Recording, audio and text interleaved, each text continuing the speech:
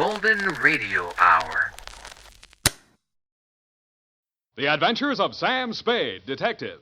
Brought to you by Wild Root Cream Oil Hair Tonic, the non-alcoholic hair tonic that contains lanolin. Wild Root Cream Oil. Again and again, the choice of men who put good grooming first.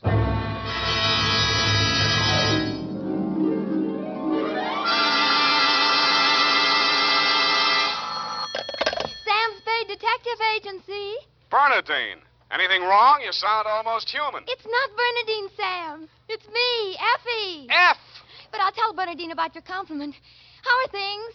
Well, I've made out as best I could. I don't want you to think that I begrudged you a vacation. After all, you have worked hard. You did deserve it. Sam Spade, is that all you have to say to me? I'm not putting the blame on you. After all, it is a state law, so I can hardly accuse you of letting me down at a time when I needed you most. Well, you might at least ask me if I had a good time. I'm sorry if your conscience bothered you. Oh, well, it didn't. I had a divine time, and I met all sorts of interesting people. Mostly men. You don't say. What else? Well, it was this desert ranch, you know, with a lot of buttes around. You mentioned those. No, Sam, no. They're the result of erosion. Those outdoor types, they go to pieces. Sam, are you pulling my leg? Not over the phone, Effie, but stay where you are. I'll be right down to look at your snapshots. And when you have the time, I'll dictate my report on the missing Newshawk caper.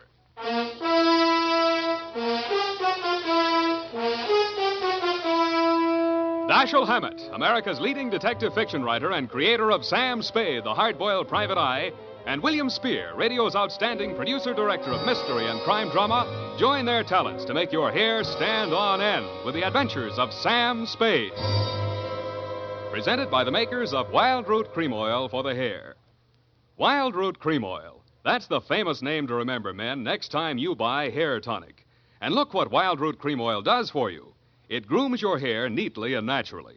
Wild Root Cream Oil also relieves dryness and removes loose, ugly dandruff. Yes, men, Wild Root Cream Oil is your shortcut to really handsome hair. So be smart. First chance you get Wild Root Cream Oil Hair Tonic. Again and again, the choice of men who put good grooming first. And now, with Howard Duff starring as Spade, Wild Root brings to the air the greatest private detective of them all in the adventures of Sam Spade.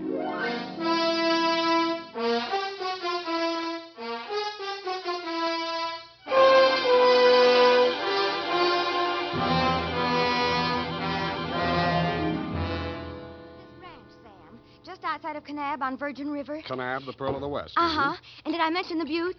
Oh, well, they're very interesting. The result of erosion. Yes. And it's authentic, too. Fay Hamlin's ranch. You mean a working ranch? Yes. You see, that way you get into the spirit. Mm-hmm. My job was to feed the chickens. And that's how I met him. One of the buttes? Oh, Sam, he's a very cultured gentleman. Culture smulcher. What's he do for a living? He cures stammering. You don't say. What's his name? Charlie Shank. Charlie Shank? He's the founder of the Shank Institute of Articulative Correction, which I should learn. Articulative correction. Where is this institute? Oh, I have the address here. General Delivery, Butte, Montana. Mm-hmm. You're sure you didn't help him break parole, Effie? Oh, no. We just went on long walks together. Where to? Oh, different points of interest. Like Wolf Canyon. Figures. Uh-huh. He invited me on this camping trip. Honorable, of course. Mm. But I couldn't go on account of my sunburn. I had an awful. Oh, I've still got it, you see. And then he went back to Butte. He had to leave in such a hurry he couldn't even say goodbye. Well. It was a pity, too, because an old friend he hadn't seen in years came looking for him just a few minutes later. With a warrant? No, he was an attendant in a nearby hospital. Mental? Oh, yes, very intelligent. He read me some of his poetry. Maybe you've heard it. A loaf of bread, a jug of wine, and thou. Wait a minute. Isn't that the Rubaiyat of Omer Khayyam? That was written by a guy named Fitzgerald. Well, of course. That's his pen name. Quite a penman. Yes, but he's paid his debt to society. And the other time it was a bad beef. Oh, He told me all about it. Yeah, sure. He cried on my shoulder afterwards. Sweetheart, when you make a mistake, it's a beaut.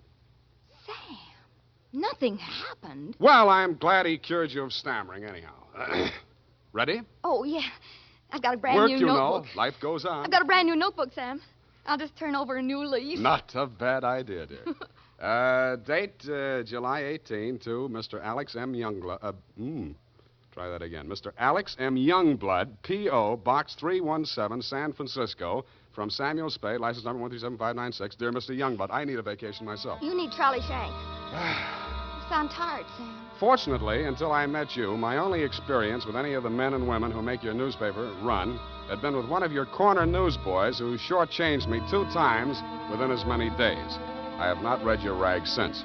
But your name looked imposing, and so did the $300 check upon which you had written it.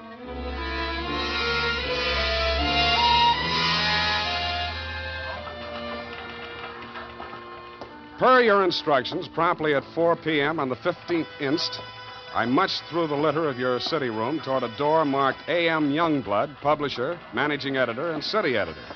I wondered if you were ambitious, frugal, or 3 men. I did not know that you had good taste until I saw the trim, 20-ish, and toothsome secretary in your outer office. Hello. You're new here, aren't you? Well, I'm not exactly here. I'm just here to see Mr. Youngblood. Oh. The name is Spade. Samuel Spade? Sam, except to my most intimate friends. Well, my advice to you, Sam, is to beat a hasty retreat. He's in a foul mood. Oh? Why? Is he blind or older than he feels? I refer, of course, to your spectacular charm, Miss, if I may call you Miss. Please, this is neither the time nor the place. My name is Phyllis Watson, and my phone number is in the directory, if you're really interested. I could be. Thank you. And if a man answers, tell him you're my French teacher. Oui. You better go in now. If you're late to an appointment with him, you're through. Do you have any more words of wisdom? No, but I hope you can do something to improve his state of mind. He's been awful lately. Good luck, Sam. Thank you, Phyllis Watson. Come in, come in. Now, 1 minute past 4. You must be Mr. Spade. That's right. You're almost late. Sit down, Spade. Cigar? No, thanks. Well, don't expect me to offer a drink. You aren't a drinker, I hope. You don't listen to the radio, do you? Well, you'll not drink in this office. Nothing here but a cooler filled with water from a clean, gurgling, laughing mountain stream. You sound like a reformed drunk, Mr. Youngblood. What's that? Well, it was a good many years ago. If you don't mind, I'll just paste up the weather report for my morning edition before we talk. Oh, you do that too, huh? Yes, obviously. And with good reasons. I remind myself that I was once a copy boy, and I find it a splendid way to, at least once each day, to lower myself to the level of the working man. There we are. Very hot in Phoenix, I see. Mm-hmm. Just what do you want a detective for, Mr. Youngblood? I was coming to that, Mr. Spade. Sorry.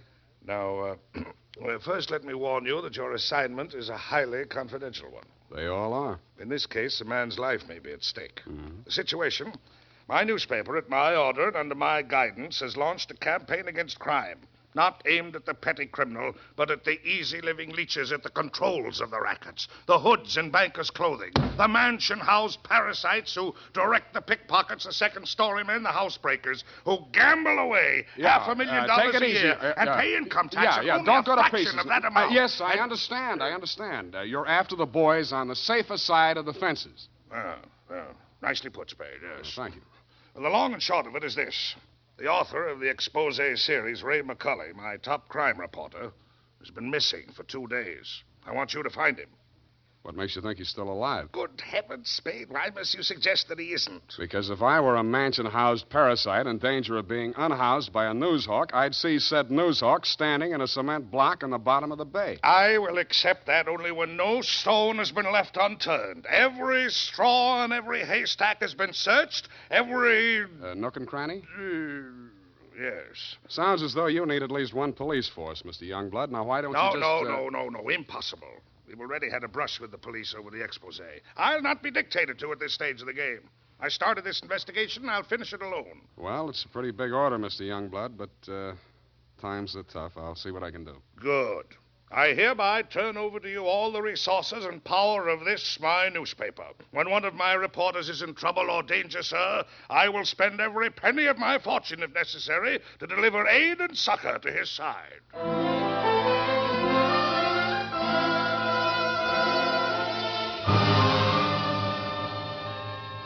You then gave me Ray McCully's expose stories to date. I saw why you, his family and friends, and his creditors could have been worried about him.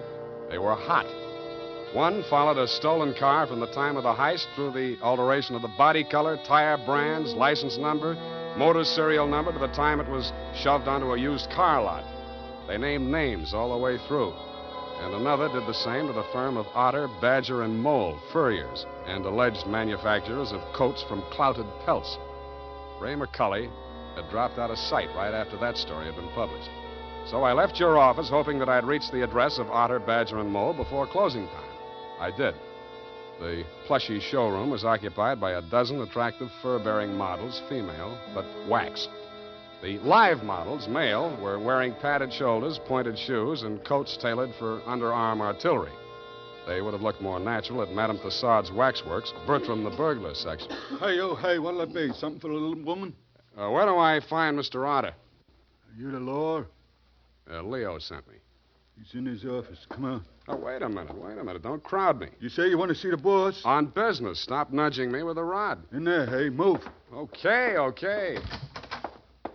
Hey, boss. Yes, Woody? Here's Joe here to see you. Leo sent him. Well, nudge him in, Woody. No nudging, Woody. Well. So Leo's sending a man to see me. I wonder why. If you'll comb this character here out of my hair, I'll try and tell you. Sit down, Woody. Thanks. You're new in town. Yeah, that's why Leo sent me. A local muckraker named Ray McCully interviewed you. He also interviewed Leo, but it didn't get printed yet. Leo wants to find him. So do I. How can I help? Well, he walked out of here, went to his hotel, wrote the story, and mailed it in. That's the last anybody's seen of him. Leo was just sort of hoping that you'd already taken care of him. Not yet. That's all I wanted to know. Thanks. Just a moment. Yeah? Leo's sending you out alone? Why not? That's a tough boy, that McCully. He's got plenty of protection. That's what you need. What kind of protection? Go along with him, Woody. Who, me? You're Woody, aren't you? Now, look, Mr. Otter, I don't want to look a gift horse in the mouth, but the way I see it, this is a lone wolf type caper. Hey, what's the matter, hey? You think I'm too good for you? Well, Woody, I wouldn't say that. Good. It's settled then. Take care of him, Woody, and don't mix it up with any of Leo's boys. If he's out to get that rat McCully, he's our friend.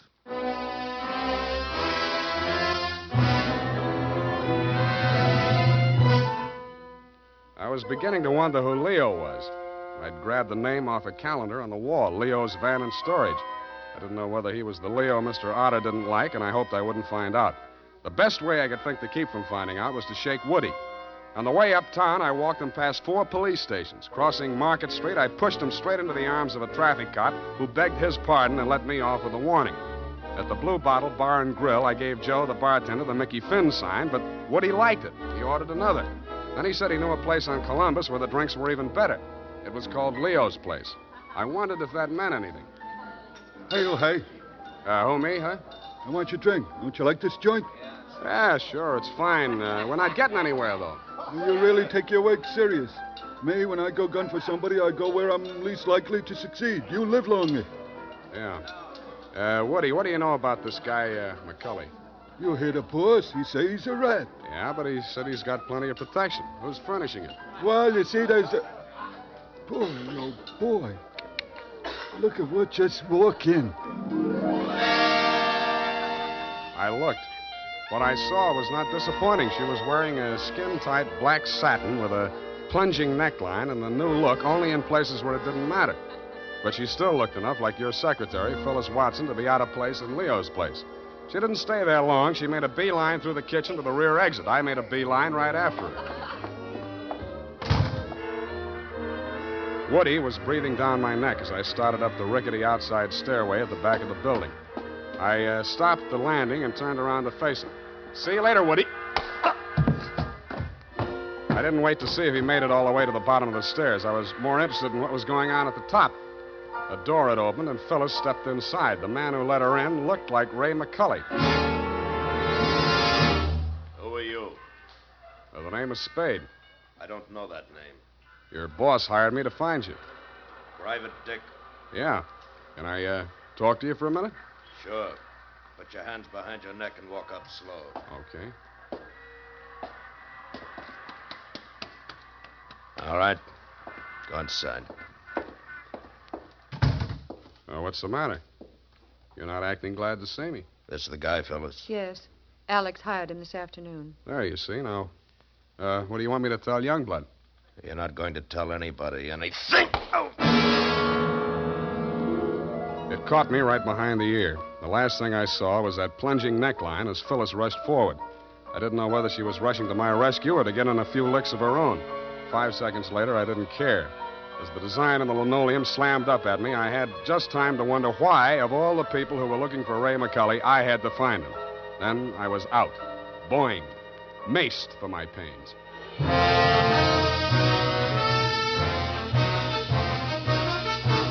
The makers of Wild Root Cream Oil are presenting the weekly Sunday adventure of Dashiell Hammett's famous private detective, Sam Spade.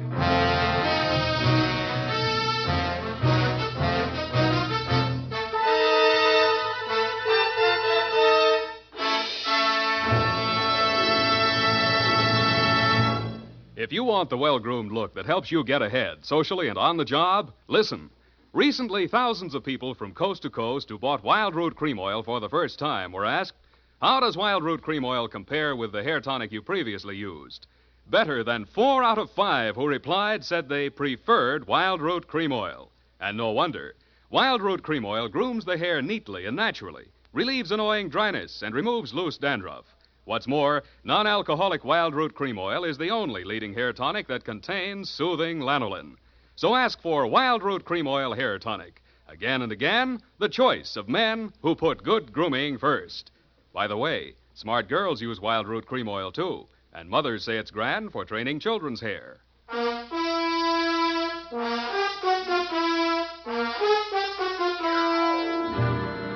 And now, back to the missing Newshawk caper. Tonight's adventure with Sam Spade.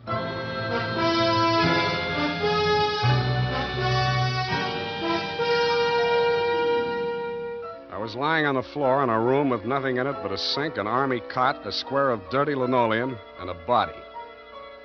I staggered to my feet, ran some cold water over my head, and took a closer look. It was Ray McCully. He was a very dead crusading reporter. He'd been stabbed clean through with a long-bladed kitchen knife. It said on the handle, property of Leo's place. I went through his pockets. In his wallet, a press card, a police card, union card, and 10 genuine, crisp, new $1,000 bills. That gave me a line on the killer. He was crazy. So was I. I left it on him, too.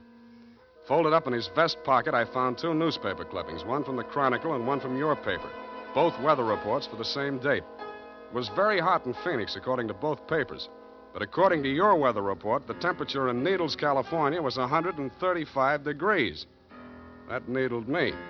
So did the slip of paper I found on his shoe. The number 9 and a date had been stamped on it with a rubber stamp. The date was the same as that of the weather reports. I turned it over. It said Ruthie's Booth, Manson Bowling Alley.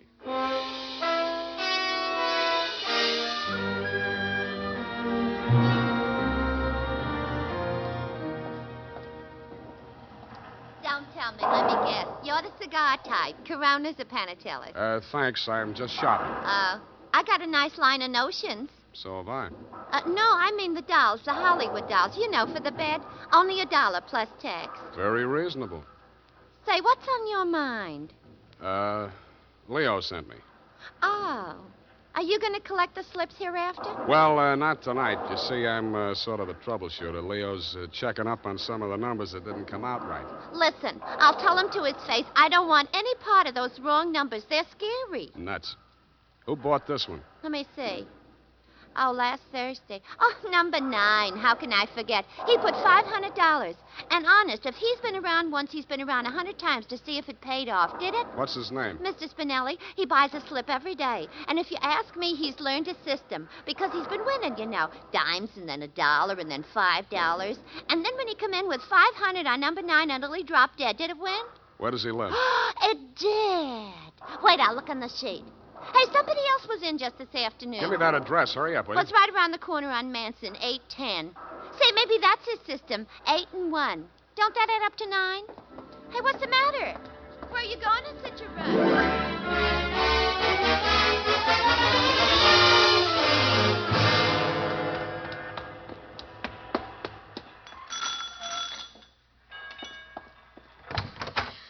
Please, come back later. Tomorrow. Next week. Are you Mrs. Spinelli? Yes, please. I had so much trouble. Is your husband home? Oh, my poor man. They take him away. He's dead. Oh, I'm sorry. How did it happen? Who are you? I'm a detective. Maybe I can help you. May I come in? All right. Come on.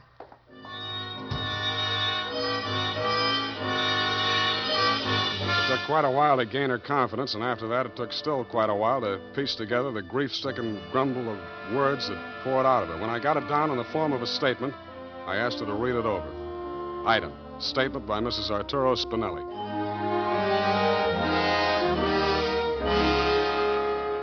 All the time he played those numbers. I told him they're just a bunch of gangsters. They don't let you win. Then he met this man McCulley, a writer for the newspaper. My husband says this man shows him how to win. He wins and wins. Then he goes to bank and takes out all our savings. I begged him not to do it. But no, he was greedy. And this McCulley poisoned his mind. Sure, he won. He brought the money home in his hand. $10,000. I don't want it. I'm scared. I took it while he was sleeping with wine and gave it to the men. I tell him all I want is the 500. He tried to tell me we do good. We help catch the big gangsters. I say we don't want to do so good we get murdered in our beds. So he says, okay. But if I change mine, here is address. I don't change my mind. Because already my husband, he is dead. Has home. Stabbed.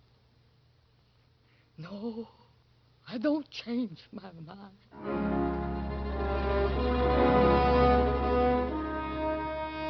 She signed it, and I left her alone with her grief. I wasn't working for you anymore, Mr. Youngblood. You hired me to find you a reporter, and I had. And I wished I hadn't. The rest of it I did for myself. You weren't in your office when I got there, but Phyllis was. I found her behind the city desk in the act of dropping tomorrow morning's weather report into the slot. I grabbed it out of her hand. What? Oh, it's you. Where's your boss? At home, I guess. We'll talk in his office. Come on. Sam, I can explain how I You're happen going to to be... explain plenty before I'm finished with you. Sit down. Oh, you... don't have to be so rough. What's the matter with you? Plenty. I'm stupid. I was stupid to take this job, and I was stupid to play it cagey with you. I should have beaten the story out of you before the trouble started. It's a little late in the day now, but not too late to send you up for McCulley's murder. Oh, you're insane. Ray McCulley was... I'm the only one who ever tried to help And him. I'm the only one who can place you in that room, not 10 minutes before the murder. I told you I can explain Stop why... trying to save your own skin. Spinelli was only one of a 500,000 poor dumb yucks that lose their nickels and dimes and dollars every day in the policy racket. Only he had the bad luck to win. There won't be any more lucky dead people like him if I have to make a patsy out of you to stop it. It won't stop it. Nothing will. Ray talked big and brave like you. Now he's dead. Yeah, with $10,000 dirty money in his wallet. I won't let you say things like that. Ray was an honest reporter, too honest. He thought Youngblood meant what he said about that cleanup campaign. Yeah, he did. He wanted to run this town by himself, clean up his competition. When Ray started collecting material on the numbers racket, he still thought Youngblood was on the level. But that was before he stumbled onto the thing about the weather reports. Yeah, that was a new one. The old Dutch Schultz mob used to add up the stock market quotations. If they cheated, they knew their customers weren't good enough at arithmetic to prove it. But who knows how hot it is in Phoenix unless they live there? I don't know what you're talking about. Listen, that's how the number game works, sweetheart. The suckers pick a number from 1 to 10, see? The operators tally up the slips, and the least popular for that day has to win. The weather report doesn't have to pass through the copy desk, and with Youngblood pasting it up with a few strategic corrections, it was easy to make their winners look as if they were on the level. Oh. But of course, you had no way of knowing that. You only watched them do it day after day. You know, I couldn't understand why he did those things. It seemed silly falsifying a weather report, but it didn't seem as if it could do any harm. What did you meet McCulley for? To get your cut of the 10 grand Spinelli was killed for? How dare you? I went there to warn him about you. Who killed him? I don't know. You're lying. All right, I'm lying. But I can prove that Ray was on the level. I've got the proof right here. The whole story he wrote on the numbers racket, even naming Youngblood as the head of it, his own publisher. I went there to get it. I was going to take it to another newspaper. Why didn't you? I can't tell you that. You don't have to. Mrs. Spinelli was confused, grief-crazed. She had to put the blame on somebody, and when she did, she got her revenge the only way she thought she could. She may have been right about that, but she killed the wrong man. Why didn't you tell me you knew who killed Ray? I wanted to give you a chance to tell me yourself. I'm glad you didn't.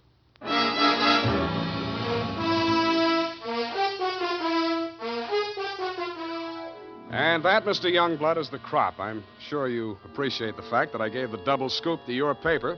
Like Mrs. Spinelli, I have my own ideas of vengeance. Besides, it may up your circulation a little, and you can certainly use a little extra money for your defense. By the way, who's Leo? Period, end of report. But, Sam, Yes, Evie. I thought Mrs. Spinelli killed Ray McCulley. The vacation helped. You're absolutely correct. Mrs. Spinelli killed Mr. McCulley, if you'll pardon the expression. Well, why did she kill her husband? I was wrong. The vacation didn't help. You mean she didn't? She killed McCulley to avenge the murder of her husband. You mean Mr. McCulley killed Mr. Spinelli? Effie, stop. I'll go mad. Oh, you need a vacation, Sam. Look, type that up. The clatter of the keys may stimulate you to further cerebral activity. I beg your pardon, Sam? Brain work. Now, shoot. Oh, brain work. Oh, well, you know best. Tonight, men, or first thing tomorrow, get Wild Root Cream Oil and see what wonders it does for your hair. Notice how easy it is to apply. Notice what a neat, natural job it does of grooming your hair. Notice, too, how effectively Wild Root Cream Oil relieves annoying dryness and removes loose, ugly dandruff. No getting around it. Once you try it, you'll never be without it. So tonight, or first thing tomorrow, call at your drug or toilet goods counter for Wild Root Cream Oil. Get the big economy bottle and the handy new tube that's easy to pack when you travel. Also, ask your barber for a professional application of Wild Root Cream Oil Hair Tonic. Again and again, the choice of men who put good grooming first. Well, here it is, Sam. And you were absolutely right. The typing cleared my mind. It's all clear now except for one thing. Well, let's clear that up right away. Why did Mrs. Spinelli kill her husband? She did not kill her husband. Oh, I'm sorry. I meant, why did Mr. McCulley kill Mr. Spinelli? Kelly did not kill Spinelli. Who's Kelly? McCulley. McCulley's real name was Kelly? Now, let's start all over again. Disregard everything we said up until now. Make your mind a complete blank. All right, Sam. In the first place, McCulley did not kill Spinelli. That's what I said. It was his wife, wasn't it? Now, wasn't it, Sam? Oh, stop teasing me. Sam, why do you look at me like that? Effie, Mr. Spinelli was killed by one of the policy racket hoods to get back the 10 grand he won on the numbers game. Then how did the money get into Kelly's pocket? McCulley's. Why do you insist on using his alias, Sam? Effie, that was a tip of the tongue. I mean, look, Mrs. Spinelli took it to him because she was afraid her husband might be killed for Then it. why didn't they take the money when they killed him? Because Mrs. Spinelli had already taken it. Then she did kill him. Go home, Effie! All right, Sam. I'm sorry I'm so irritable to you, but I thought it's... Well, it's been so long since I've been here, you know, Sam. Angel, you're just tired. Vacations have a habit of doing that to you. After a week or two in the office, you'll be all rested up again. Now, take it easy. You act as though you thought my mind were affected. Come here. Sam, now don't my sunburn. Oh, it hurts. It's nice to have you back. You look good, too. All tanned and healthy. It's great. I think my nose is peeling. Well, don't pick at it. I won't. Good night, Sam. Good night, sweetheart.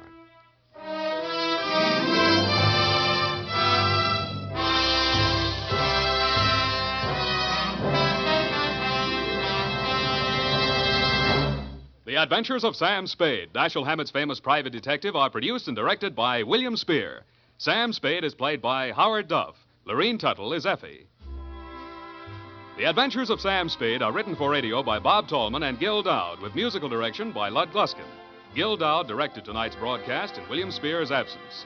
Join us again next Sunday for another adventure with Sam Spade, brought to you by Wild Root Cream Oil. Again and again, the choice of men who put good grooming first. This is Dick Joy reminding you to... Get Wild Root Cream Oil, Charlie. It keeps your hair in trim.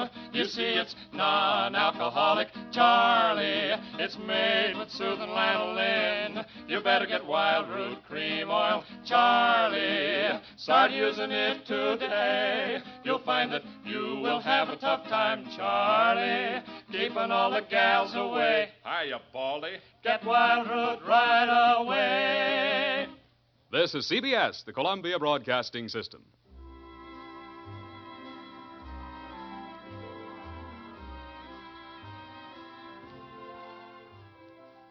Adventures of Sam Spade, Detective.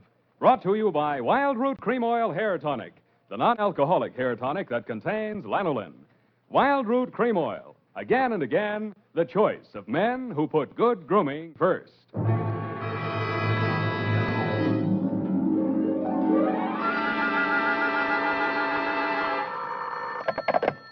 Spade Detective Agency. This is Mad Scientific Detective number 137596. Sam, no matter what anyone says, I'll stand by you. You're nothing of the sort. Not scientific? Of course not. You're two-fisted. Well, thanks, Effie. And that ain't all, Effie. I was actually mistaken for a convolutional melancholiac. Oh, Sam, are you all right now? Wrong diagnosis, Angel. It turned out to be melancholia catatonica. Oh, you poor darling. What is that? Well, it's a thing where you lie motionless and silent with fixed eyes and indifference to surroundings. Unquote. Sam, what happened to you? What hospital are you in? Can I bring you anything? No, Effie, I am now at large. Pull down the blinds, check the corridors for men in little white coats, and set a bottle in the window if the coast is clear. Oh. I'll be right down to dictate my report on the mad scientist caper.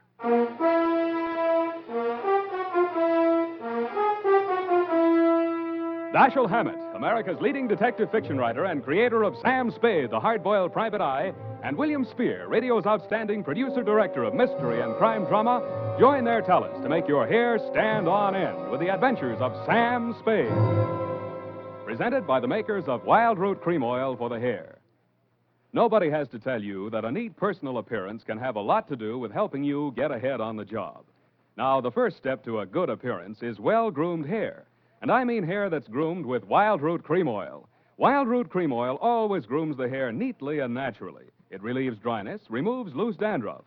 Yes, men, to look your best at all times, spruce up with Wild Root Cream Oil Hair Tonic. Again and again, the choice of men who put good grooming first.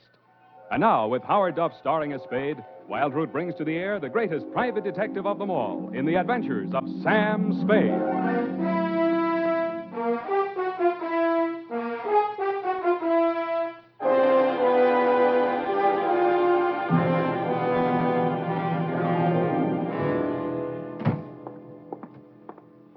Effie! Come in, Sam. The coast is clear. Where are you? Why is it so dark in here? Oh, I had to put the lights out. The blind stuck. I couldn't get it down. The heat's off, Effie. Let there be light. Oh, I'm so glad.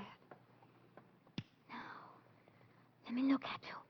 Don't look at me like that and stop whispering. Oh, Sam. Did you get me all upset like that just for a joke? It's no joke, sweetheart. You really sick? Yeah, just sick of some of the types I made in this business. Oh, that. Date July 25, 1948, to Detective Lieutenant Dundee, Homicide Detail, San Francisco Police, from Samuel Spade, license number 137596. Subject, the Mad Scientist caper. I worry so. Dear Dundee, he looked like a mad scientist, and that's exactly what he was. His eyes had a wild gleam in them, his hair was a wild tangle, and he was wearing a wild assortment of clothing that looked as if they'd been slept in shifts. He leaned across the desk at me and said, "They have stolen my secret formula." "They have? Gee, that's too bad." Oh, you think I'm crazy? I don't know yet. I just met you. My name is Raymond Fox. Does that mean anything to you? Raymond Fox. Yeah, I think it does, but I don't quite remember what. I invented the helioscope. Helioscope? No, that wasn't it. I also synthesized hydroxylamophotochronaton. That was it. Yes, but unfortunately, production costs were prohibitive. But you didn't let that discourage you. Oh, no, indeed. You see, after a brief illness, I was back in my laboratory, perfecting my greatest contribution to science. What may prove to be the greatest contribution of science to humanity. I call it penetron. Penetron? That is what they have stolen. The secret formula for penetron. Penetron, huh? Now, what exactly is penetron, Mr. Fox, and who are they? Well, penetron is a plastic with a molecular structure which repels atomic radiation more efficiently than lead, yet weighs less than aluminium. Oh, that. Do you realize the significance of this? Well, Imagine a motor no larger than a cigar box, with a power potential that even I don't believe, but they do. Who's they? Grierson Enterprises. Now, how do I know this?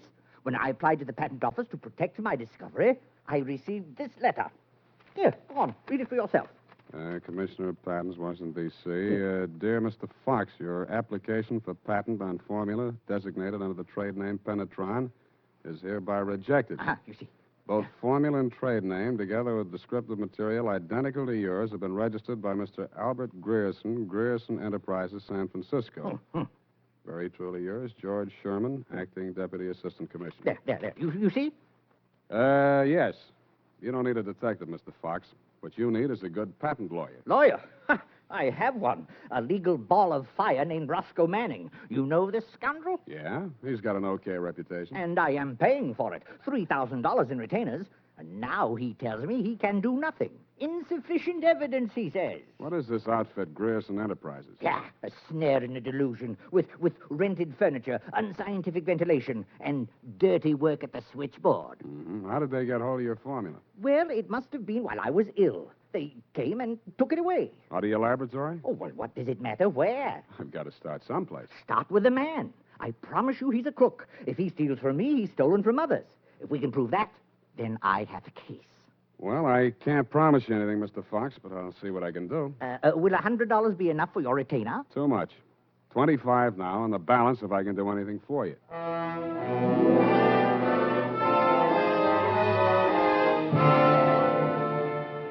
I doubted if I could even earn the 25, but if he wanted to gamble, it was okay with me.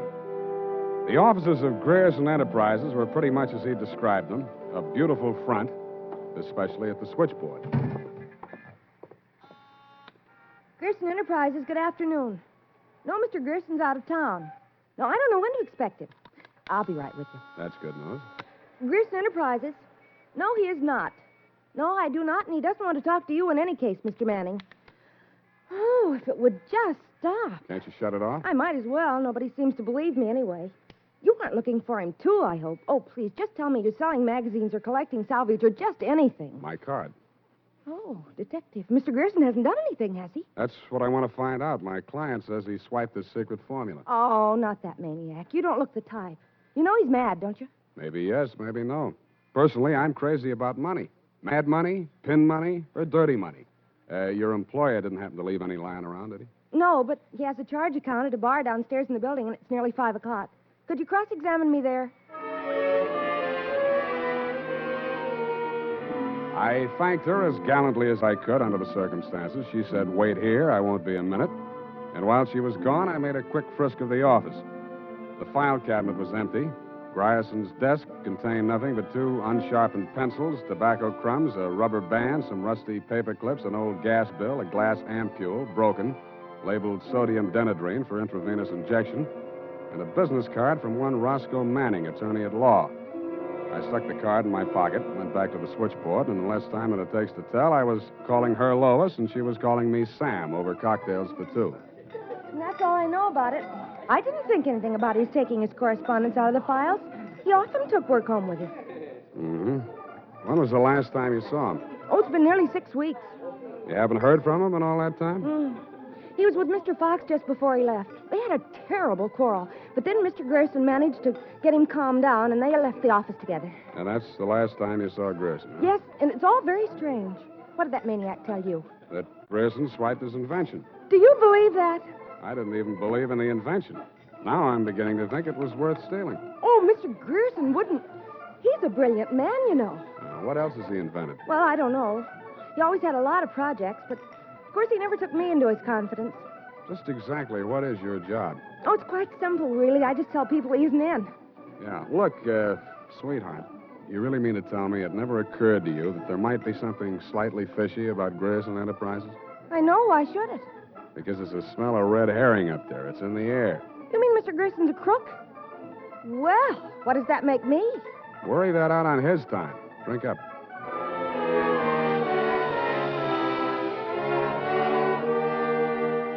She looked as if she were telling the truth. Though with women, especially blue-eyed women, that doesn't always mean anything. If she had anything more to tell, she obviously wasn't ready yet to tell it. I asked her to come up and listen to my Herb Jeffries records. She said my apartment needed a woman's touch. I handed her a broom. She hit me on the head with it and left. And so to bed. Up the Times and phoned my client. He wasn't in. Then I phoned a guy I know who sometimes knows about things and asked him what sodium denadrine was. He said it was a sedative and or truth serum, a mental-type drug. I wondered what Grierson had been using it for during office hours. I also wondered what else he'd been spending money for. I phoned another guy who knows about other things, and he called me back with the name of Grierson's bank, Golden Gate Trust. An hour later, to my surprise, I actually had something to go on. Because in the past 6 weeks, checks totaling $50,000 had been deposited at Grierson's account, all drawn on the Citrus Exchange Bank of San Anselmo and all bearing the signature of one Carl Birdwell, M.D. He wasn't hard to find. It was a big place on the outskirts, and the sign on the gate said Mary F. Hotchkiss Hospital for the Mentally Deranged. Dr. Birdwell's cottage was one of 5 without bars on the windows. He was spraying his roses. You're that cystodectomy of Dr. Kobler's. How are those convulsions? Coordination all right? Can't complain. Got the use of your fingers back? Good. Pick up those shears. I want all those ragged edges. Cut off the hedges. Well, why don't you hire a gardener? Or did those checks to Grierson use up all your ready cash? Eh? I thought you were the cystodectomy. Good Lord, you're that convolutional melancholiac. You're not allowed out on the grounds. Guard! Guard! Now, wait a minute, Doctor. Matter. This one acting up? Take him back. I sent for the cystodectomy. This is the wrong man. You're crazy. Come on. Let go of me. I'm not a patient here. I'm a detective. Yeah, and I'm Sherlock Holmes. Come on, now, back to the violent war. Come on, lay off. I got an office in San Francisco. I can prove it. 137596. Okay, Dr. Watson, but come on, come on.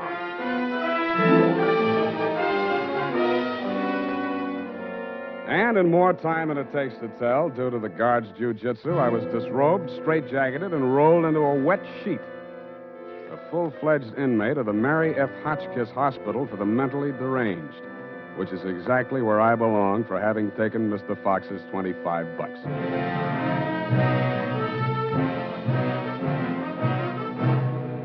The makers of Wild Root Cream Oil are presenting the weekly Sunday adventure of Dashiell Hammett's famous private detective, Sam Spade.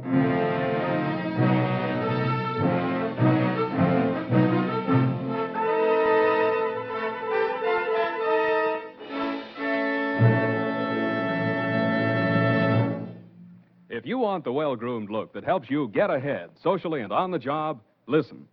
Recently, thousands of people from coast to coast who bought Wild Root Cream Oil for the first time were asked, how does Wild Root Cream Oil compare with the hair tonic you previously used? Better than 4 out of 5 who replied said they preferred Wild Root Cream Oil. And no wonder. Wild Root Cream Oil grooms the hair neatly and naturally, relieves annoying dryness, and removes loose dandruff. What's more, non-alcoholic Wild Root Cream Oil is the only leading hair tonic that contains soothing lanolin. So ask for Wild Root Cream Oil Hair Tonic. Again and again, the choice of men who put good grooming first. By the way, smart girls use Wild Root Cream Oil, too. And mothers say it's grand for training children's hair.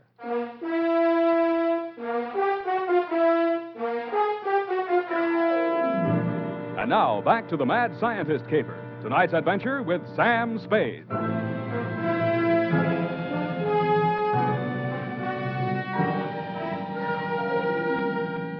I have been shot, stabbed, slashed, pistol whipped, and sapped into unconsciousness. But until you have spent a night rolled up in a wet sheet, Dundee, you don't know what punishment is.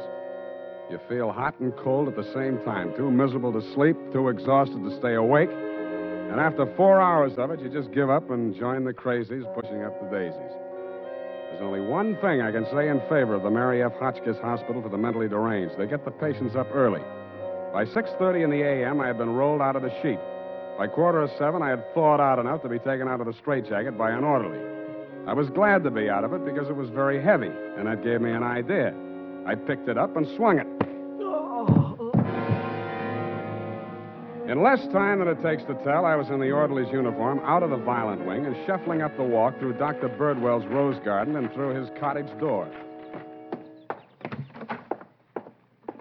Good morning, Dr. Birdwell. Good Lord, who let you in here? What do you want? I was trying to tell you yesterday when I was so rudely interrupted. Eh? Oh, yes, the detective. Did you say Grierson sent you? I didn't say that. I'm afraid you'll have to be absolutely specific or I can't help you. All right. My client is an inventor who claims that Mr. Grierson stole a formula from him, got a patent on it, and stands to profit to the tune of about $1 million. The last 2 items check. I don't know whether Grierson's a crook or not. He's into you for $50,000, so you might know. This inventor, pale eyes, contracted pupils, big mop of hair. That's a fair description. Fox. Raymond Fox. He's a patient, escaped from this hospital. That man, Mr. Spade, is a homicidal maniac. If you'll jog your memory, you may recall the case. Sacramento, 1935. Wait a minute. Chemistry professor, lab explosion? That's the case. Two of his colleagues, whom he irrationally suspected of stealing the formula for the explosive he used to blow them up. You sure they didn't? The man was adjudged hopelessly insane. He must be returned to us. He may murder Grierson, he may murder you, but he will commit a murder if he remains at large. Perhaps more than one murder. You must help us, Spade. Like you, Doctor, I can't help unless you're absolutely specific about a couple of things. Your connection with Grierson, for instance. I invested in Grierson's firm. Uh-huh. How did Fox meet Grierson? He was allowed a certain degree of freedom here during his rational periods. I guessed that he went through my papers or overheard one of my conversations with Mr. Grierson. Mm-hmm. Did you know he retained a lawyer? Hmm? Manning, smart patent lawyer. You must think Fox has a case. Oh, surely not. Grierson thinks so, too. You've talked to Grierson? No, but I've examined his bank statements. The bank allowed that? I told him I was Grierson's attorney. The point is, Grierson is broke. Why? Because he's paid out every penny you gave him to the order of Roscoe Manning, attorney at law. And you know what I think, Doctor? Yes? I think Raymond Fox is crazy like a fox. And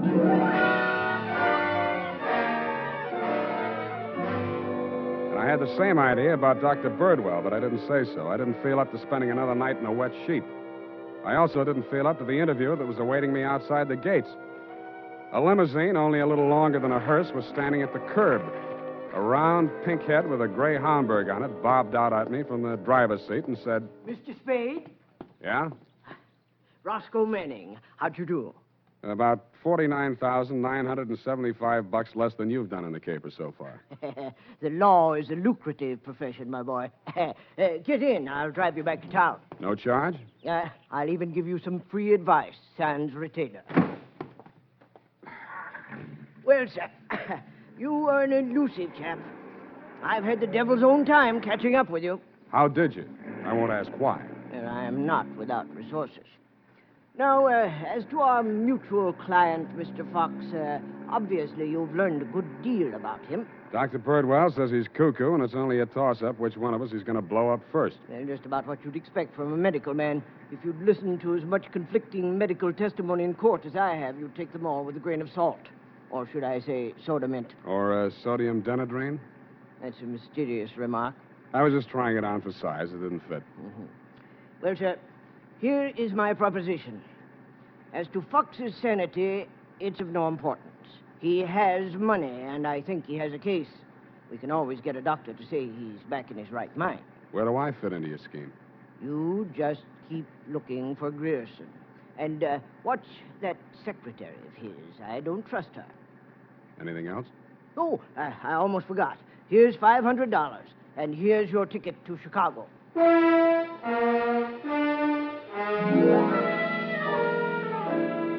don't know why, but somehow I got the impression that Mr. Manning was trying to get rid of me. He should have used that ticket to Chicago himself. We stopped at Sausalito for breakfast, and the condemned man ate a hearty meal. We drove the last mile through the Marina District and pulled up in front of his house. Well, sir, have a nice trip. Or take the car, Mr. Spade. I'll pick it up at the depot. Goodbye. It's been charming. Goodbye. He backed across the sidewalk, waving, and I waved back. Then he went up 3 steps, put a key in his door, and opened it. It didn't do much damage to the house, but all the king's horses and all the king's men couldn't put Roscoe Manning back together again. I got out of the car and just made it up the steps when it happened again. I hated the look, but I did. Where the limousine had been parked with me in it was a smoking heap of scrap metal. I then headed for the nearest phone booth and, pausing only to inspect it for mines and booby traps, dialed the number of Grierson Enterprises. Grierson Enterprises. Lois, Sam Spade. Sam, darling, thank you for the present. What present? I haven't had a chance to open it yet, but I think I can guess what it is. A traveling clock. You mean a package arrived and it ticks? Oh, darling, don't be such a tease. Now, Lois, listen. Oh, all right, I'll open it now. Throw it out the window. No, don't do that. Pedestrians, innocent bystanders. Have you got a metal wastebasket there? I think so, yes. Well, fill it up with water and throw the package into it. And ruin my lovely clock? It is not a lovely clock. It's a lovely booby trap. Oh, go on. I'm serious. Manning just got one of them, and what's left of him is on the way to the morgue. Oh, I think I'm going to faint. Lois, Lois! Wake up! Pour some water on yourself. Hello, hello!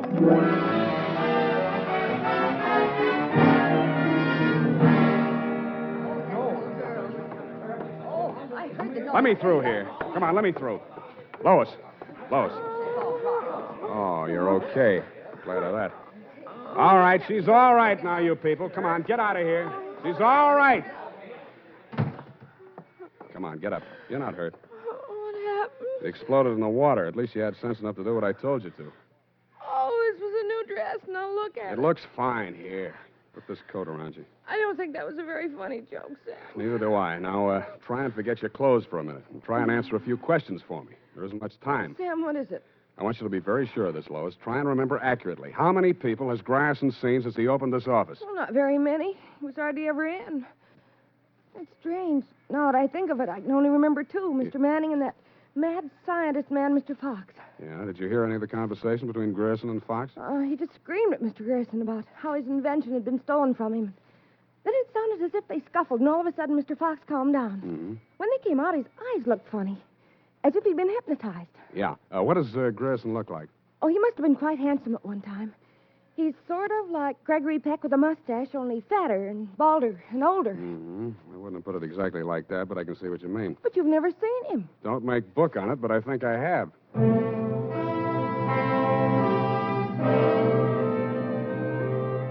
I made 3 phone calls. One to a crime reporter I don't like very well, giving him a false story on the death of Lois, Grierson's secretary. Another to my client, the mad scientist, alias Raymond Fox. And one to Dr. Birdwell. Then I went to my apartment and waited. My client arrived 5 minutes before the doctor. When Birdwell came in, my client said, Aha! That's he. He stole my secret formula. Now, Raymond, you're getting confused again. No. I'm the doctor, don't you remember? That's not true. Your name is Grierson. Oh, he's much worse.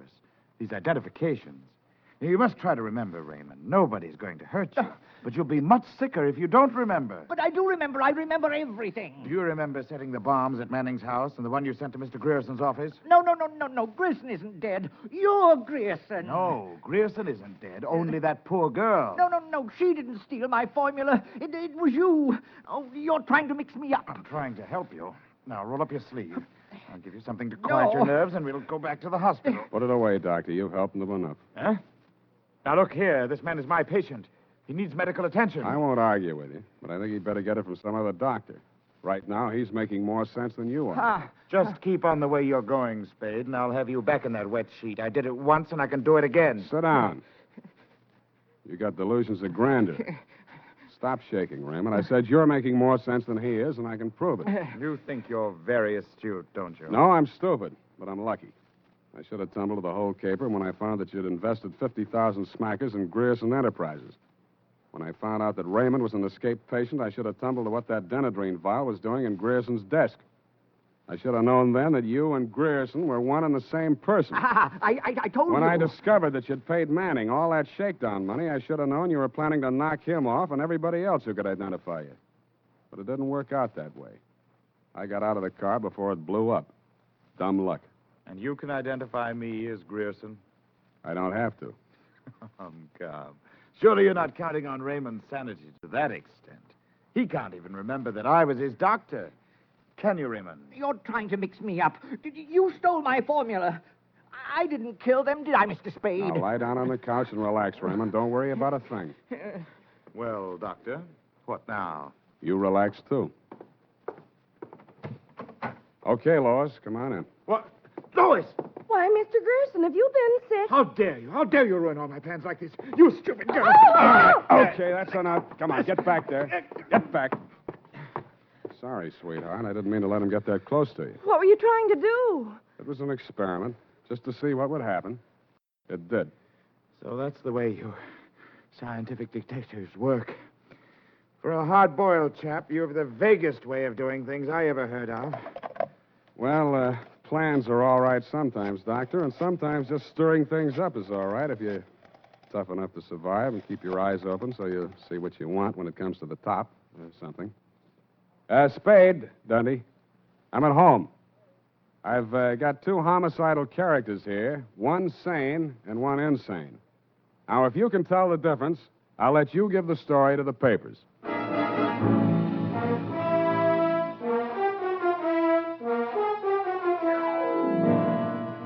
And that, Lieutenant D, is the crop.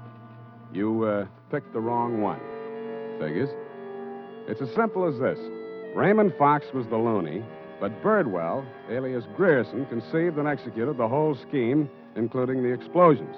Don't worry about Fox. He's now back at the hospital working on a new secret formula. I don't know what it is, but it might be an anti-truth serum, because that's how Birdwell got the Penetron formula, by using truth serum on the mad scientist to make him talk.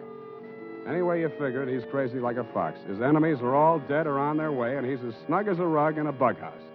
Period. End of Looney Tune. Well, of all... Well, just imagine. Well, it takes all sorts to make a world, I guess. Well, I guess you never spoke a truer word, Effie, but don't forget a stitch in time saves 9. Don't feel too badly about it, Sam. Better late than never. You took the words right out of the horse's mouth, but it's later than you think, Angel. Type that up, Angel, and while you're at it, see if you can think up a way to teach an old dog new tricks.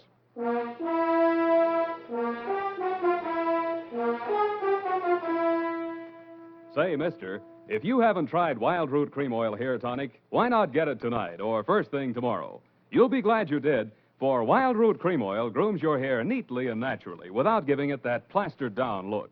Wild Root Cream Oil also relieves annoying dryness and removes loose, ugly dandruff.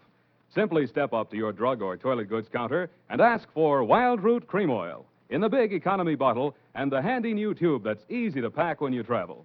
Also, ask your barber for a professional application of Wild Root Cream Oil Hair Tonic. Again and again, the choice of men who put good grooming first. Well,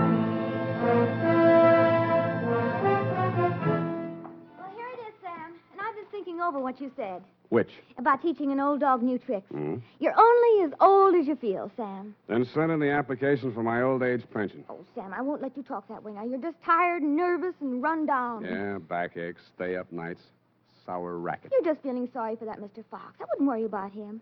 As you pointed out, he's safer where he is for all concerned. Hmm. And after all, necessity is the mother of invention. What's that got to do with anything? Well, he's an inventor, isn't he? Oh, that. You see? All's well that ends well. Good night, Sam. Good night, Pollyanna.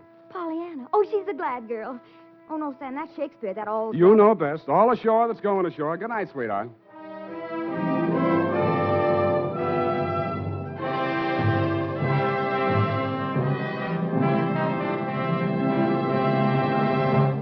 The Adventures of Sam Spade, Dashiell Hammett's famous private detective, are produced and directed by William Spear. Sam Spade is played by Howard Duff. Lorene Tuttle is Effie. The Adventures of Sam Spade are written for radio by Bob Tallman and Gil Dowd, with musical direction by Lud Gluskin. Gil Dowd directed tonight's broadcast in William Spear's absence. Join us again next Sunday for another adventure with Sam Spade.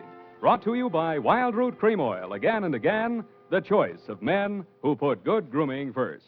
This is Dick Joy reminding you to... Get Wild Root Cream Oil, Charlie. It keeps your hair in trim. You see, it's non-alcoholic, Charlie. It's made with soothing lanolin. You better get Wild Root Cream Oil, Charlie. Start using it today. You'll find that you will have a tough time, Charlie. Keeping all the gals away. Hiya, Baldy. Get Wild Root right away. This is CBS, the Columbia Broadcasting System.